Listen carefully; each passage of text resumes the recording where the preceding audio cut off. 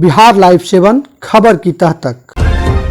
उत्तर प्रदेश में बाबा का बुलडोजर सिर चढ़कर बोला था और जब चुनाव के नतीजे आए तो फिर से ऐतिहासिक जीत यह बताता है कि बुलडोजर को उत्तर प्रदेश की जनता ने मुहर लगाया है।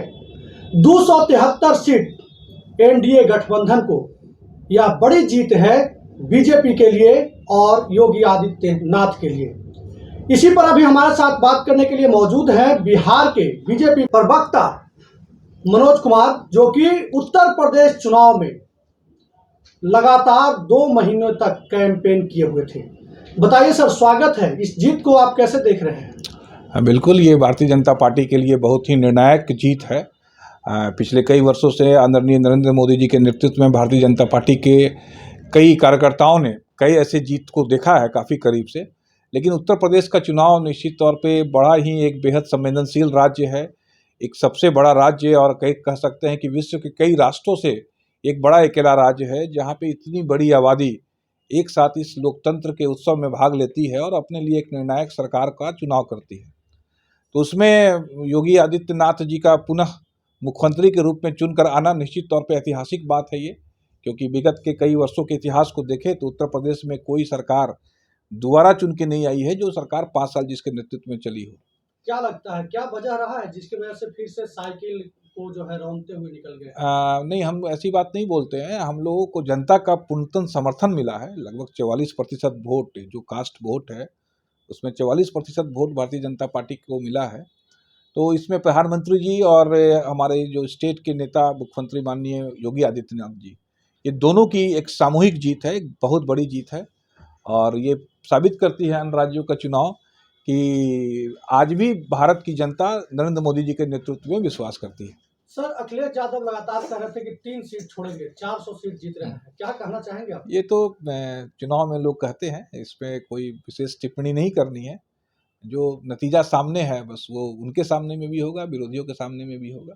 आप क्या ये मानते हैं कि आपका जो प्रचार तंत्र है वो मजबूत है, इसी का फल मिला है? क्योंकि किसान आंदोलन के बाद यह कयास लगाया जा रहा था कि उत्तर प्रदेश में बीजेपी के नेताओं को नहीं घुसने दिया जाएगा, विरोध होगा, जगह जगह पर तमाम बातें उठ रही थी। देखिए, किसान आंदोलन काफ़ी लंबा चला और ये कथित आंदोलन कह सकते हैं। हालांकि माननीय प्रधानमंत्री जी ने तो 2 कदम पीछे जाकर किसानों जो लोग बैठे हुए थे जो किसान के रूप में धरना में, उनसे उन्होंने अपना खेद प्रकट भी किया और आंदोलन वापस लिया लोगों ने। लेकिन हम जानते थे कि इससे आम किसानों को के बेहतरी के लिए कानून है, लेकिन हम समय रहते उसे दूर नहीं कर पाए थे। लेकिन चुनाव के नतीजे ने यह बता दिया कि ऐसी कोई किसानों के अंदर में भावना नहीं थी। कुछ प्रायोजित कार्यक्रम हो सकते हैं कुछ लोगों के विशेष स्थिति में जो किसानों का नाम दिया गया है, लेकिन चुनाव परिणाम तो कम से कम नहीं बताते हैं ऐसा। सर, कुछ लोगों का आप जो है कयास यह भी लगाया जा रहा है कि प्रधानमंत्री या फिर बीजेपी का जो भाग्य है वो भी उज्जवल है। जैसे जब भी चुनाव आता है कुछ न कुछ बड़ी घटना जो है अंतर्राष्ट्रीय लेवल पे हो जाता है। यूक्रेन की घटना जो है उत्तर प्रदेश में या फिर अन्य 4 राज्यों में जीत बीजेपी को दिलाने के नहीं, लिए ऐसा नहीं मजबूर कर कर सकते दिया। हैं। यूक्रेन का युद्ध पिछले आप देखेंगे कि 10-15 या 15 दिनों से चल रहा है, जबकि उत्तर प्रदेश की चुनाव की प्रक्रिया तो पिछले 2 महीनों से 60 दिनों से चल रही थी। तो ऐसा नहीं कर सकते हैं। बीजेपी का भाग्य भारत के भाग्य से बिल्कुल अलग नहीं है। भारत का भाग्य अगर प्रबल रहेगा तो निश्चित तौर पर बीजेपी का भाग्य प्रबल रहेगा, और बीजेपी का भाग्य प्रबल रहेगा तो भारतवर्ष का भी भाग्य प्रबल रहेगा।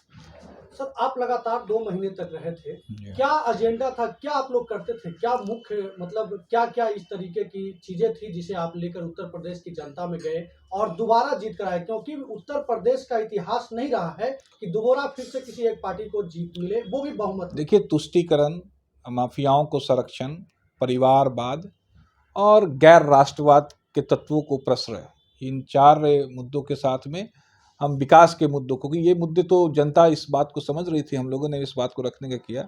और पिछले 5 वर्षों में जो विकास के कार्य हुए केंद्र की योजनाओं के द्वारा और राज्य की योजनाओं के द्वारा, और सबसे बड़ी बात कि केंद्र की योजनाओं को कितने सही तरीके से राज्य में उसे क्रियान्वित किया गया, उसका काफ़ी बड़ा असर था। एक गुड गवर्नेंस का असर था, एक यशस्वी मुख्यमंत्री का असर था और एक यशस्वी प्रधानमंत्री जी का एक असर था, और साथ साथ में भारतीय जनता पार्टी की जो संगठन है उसकी भी प्रमुख भूमिका थी। ये तमाम घटक मिलकर इस प्रचंड जीत को दिला पाए, मेरा ऐसा मानना है। तो मतलब उत्तर प्रदेश में बुलडोजर चलता रहेगा। बुलडोजर चलता रहेगा माफियाओं के खिलाफ, भ्रष्टाचार के खिलाफ, तुष्टीकरण के खिलाफ, और ऐसे कोई भी तत्व जो राष्ट्र को कमजोर करने की कोशिश करेंगे तो वो बुलडोजर चलता रहेगा। उत्तर प्रदेश में शपथ कार्यक्रम में फिर से आप शिरकत करने जाएंगे? नहीं, हम लोग एक आम कार्यकर्ता के नाते, भारतीय जनता पार्टी के एक आम कार्यकर्ता के नाते, पूरे भारतवर्ष से कई कार्यकर्ता लगे थे, तो हमारा काम एक नेपथ्य में करना था। अब वहाँ की जनता, वहाँ के कार्यकर्ता और वहाँ के भारतीय जनता पार्टी के जो भी निष्ठावान लोग हैं, वो इस अवसर को एक उत्सव के रूप में मनाएंगे। हम लोगों का कार्य समाप्त हो चुका है।